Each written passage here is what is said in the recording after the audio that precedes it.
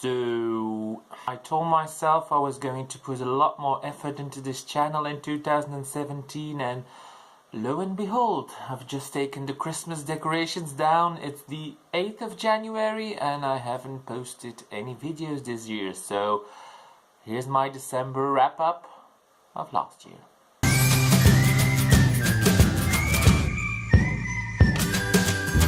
So I read 6 books in 2016, which was actually quite good for me, because you know, I've been having this running gag, well, not really a gag, but you know, I've been having this trend of reading 4 books from like July till November, so it was nice to break the mold a bit, but you know, with the holidays and stuff, it's easier to push in a few more books. The last book that I actually read in 2016 was Tender by Belinda McKeon, and I haven't got it with me now because I lent it to a friend because I knew that she had to read it. And but if you want to know my thoughts on it, I'll link my review video of it down below, so please go and check that one out, because you know, I have feelings about it. So the other books that I read in 2016 were the first one that I read was Melissa Harrison's At Hawthorn Time. This is a book that I've seen on a couple of channels before, and this is about nature writing, which is something that I'm always interested in, you know, living in the countryside myself. So what is this about, I hear you asking? Well, it's about nature. It's about a village called Loads Hill. I don't know if it's real or not, in the English countryside, and several lives converge there.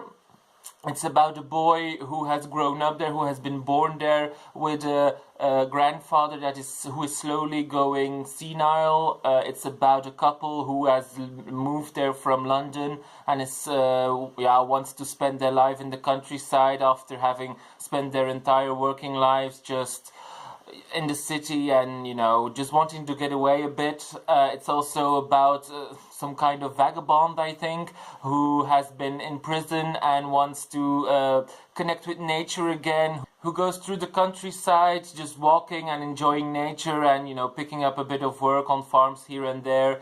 And the book actually opens with a car accident in which 2 cars are involved, and gradually through the book you get a sense that one of those characters, or maybe multiple characters that you get to meet, are in one of those cars that have crashed. So it's a bit of a suspense, you know, not knowing who dies or doesn't die or is in that car crash. But most of all, this is about nature. It's about realizing that most of us have fallen a bit out of touch with nature, that every corner, every tree has its own story. So yeah, that was definitely the thing that I enjoyed the most about this book.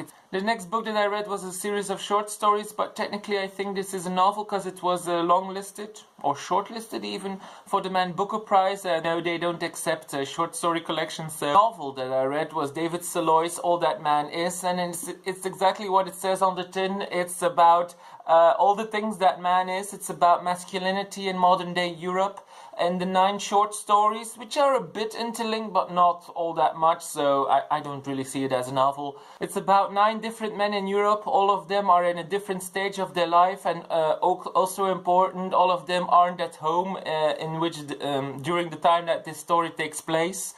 We start with the youngest, who is 17, and go all the way up to actually his grandfather, not really a spoiler, who is in his 70s, and in between we get different ages, different nationalities. There's a story that takes place beside the Belgian motorway, there's a story that takes place in London, a story that takes place on an island, I think it's Malta, I'm not sure.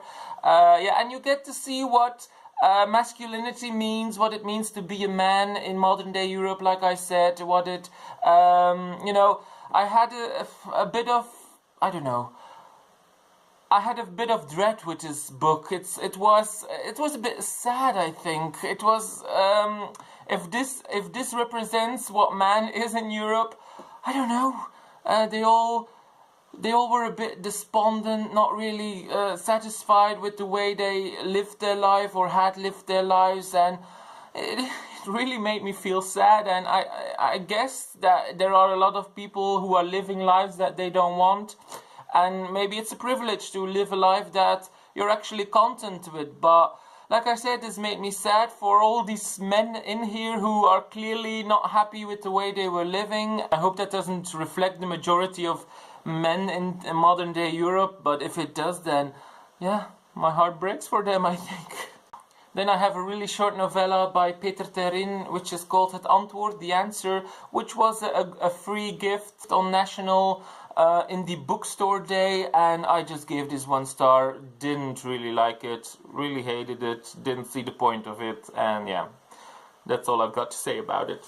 And I read another Belgian author, a debut novel from 2016, which is Woensdag by Mathijs Duyck. This is the Dutch word for Wednesday, and something happens on a Wednesday in this novel, a skydiving incident in which someone gets killed, and you go backwards into time to see how this could have happened. Is it murder? Is it an accident?